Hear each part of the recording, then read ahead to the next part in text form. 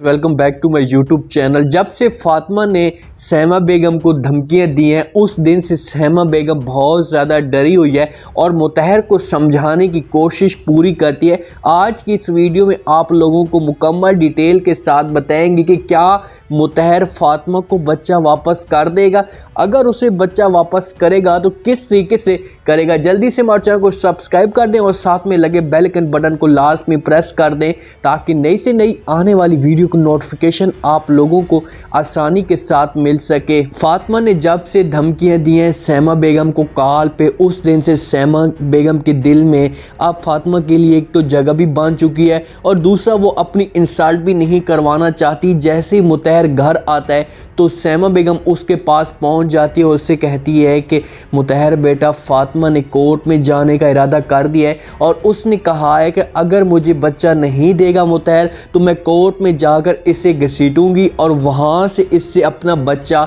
छीन लूंगी। आप ऐसा करें कि आप जाकर फातिमा को अपना बच्चा वापस कर दें। मुतहर ये बात सुनता है तो वो भी डर जाता है। उसे पता है कि एक कमज़ाफ लड़की, एक छोटी सी लड़की क्या कर सकती है मेरे लिए। तो वहाँ पर उसे कहता है कि माँ जी आप जाकर उसे मेरा पैगाम दे दें कि मैं किसी भी सूरत में अपना बच्चा फातिमा को नहीं दूंगा, ये बच्चा मेरे पास ही रहेगा। लेकिन एक बंदा वहाँ पर मौजूद है जो बहुत ज़्यादा तंग होता है या बहुत ज़्यादा परेशान होता है फातिमा के बच्चे को उठा कर। सिर्फ उसे वो बहाना ढूंढ रहे थे, कोई बहाना हमें मिले और मैं इस बच्चे से जान छुड़ा सकूं। अनीका ये सारी बातें सुन लेती है। अनीका तो नहीं चाहती कि अब ये बच्चा हमारे पास रहे, क्योंकि अनीका उसे उठा नहीं सकती। उसकी वजह से अनीका मुकम्मल तौर पर बंद हो चुकी है। तो वहाँ पर जैसी अनीका पहुँचती है तो मुतहर को कहती है कि मुतहर आपको पता है कि आजकल जो दौर है ना, ये सोशल मीडिया का दौर है और अगर फातिमा ने जाकर मीडिया पे ये सब कुछ बता दिया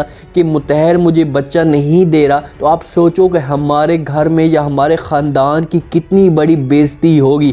इस तरीके से मुतहर डर जाता है। मुतहर को बेइज्जती की फ़िक्र नहीं है, मुतहर को सिर्फ इस बात की फ़िक्र है कि अगर ये सब कुछ सोशल मीडिया पर चढ़ गया और मेरी तीसरी बेगम सवेरा ने देख लिया तो मेरी जो शादी है, मेरा जो ख्वाब है, ये पूरा नहीं होगा। इसी वजह से वो सोचने पे मजबूर हो जाता है और अनीका की बातों पे अमल करना शुरू कर देते हैं और सहमा बेगम सी उधर से अनीका की सपोर्ट कर देती है। तो वो बच्चा देने पे आखिरकार हाँ कर देता है, वो बच्चा देने पे राजी हो जाता है। शादी का जितना वक्त करीब आता जा रहा है मुतहर की और भी ज़्यादा परेशानी बढ़ती जा रही है। परेशानी इस वजह से बढ़ती जा रही है कि जो उसके मामू और मुमानी हैं वो भी उस शादी में इनवाइट होंगे। मुतहर को इस बात का पता हर सूरत में है और उसे यकीन भी है कि वो इस शादी में लाजमी आएंगे, लेकिन वो सवेरा के ऑफिस में जाता है, उससे जाकर बातें पूछने की कोशिश करता है। उससे कहता है कि सवेरा मुझे एक बात बताओ, आपकी जो एक आंटी है जिसका नाम पता नहीं क्या था, हाँ उसका नाम एन से आता था,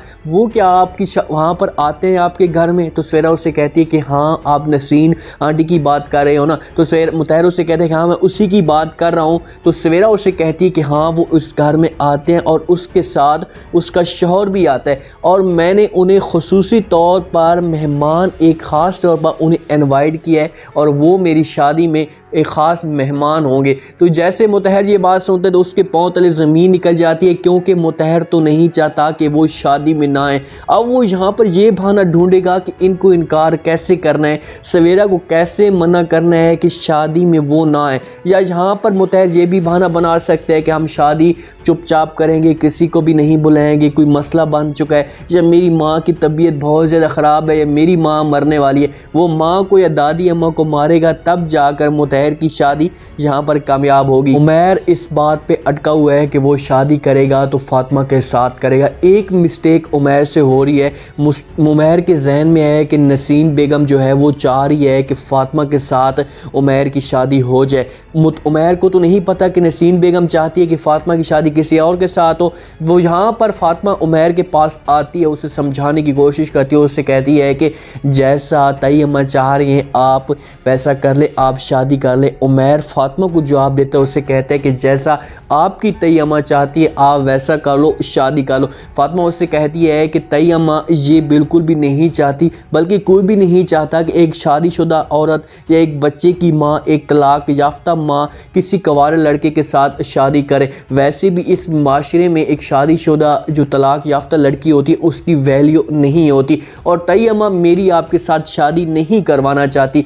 उमैर की बात सुनने से उमैर की जो आंखें होती हैं खुली की खुली रह जाती हैं, क्योंकि वो अपनी माँ को ठीक समझ रहा था, फातिमा को गलत समझ रहा था। वो ये समझ रहा था कि फातिमा इस शादी के लिए इनकार कर रही है, लेकिन उसे नहीं पता कि उसके घर वाले उसके साथ नहीं चाहते। इस तरीके से उमैर को पता चल जाएगा और वो अपनी माँ के पास जाएगा, उससे कहेगा कि माँ जी आपको आखिरकार मसला क्या है, आप शादी वहाँ पर फातिमा की क्यों करवा रही हैं और मेरे साथ शादी क्यों नहीं करवाना चाहती। यही फातिमा थी ना जिसको आप हर वक्त चाहती थी, आपके लिए उसके लिए मोहब्बत बढ़ती जाती थी, अब इतनी नफरत क्यों बढ़ चुकी है। उमैर की शादी करीब आ चुकी होती है और वो सवेरा के साथ हर वक्त कॉल पे मसरूफ़ रहता है, उसके साथ वादे करता है कि मैं तुम्हें यहाँ पर लेकर जाऊँगा, ये खिलाऊँगा, ये पिलाऊँगा। आपको पता है हकीकत में भी ऐसा होता है कि जब किसी इंसान की शादी होती है तो उसकी जो फीलिंग होती है वो मज़ीद बढ़ जाती है, वो बहुत ज़्यादा खुश होता है। तो वहाँ पर अपने घर में लान में बातें कर रहा होता है सवेरा के साथ और उससे कहता है कि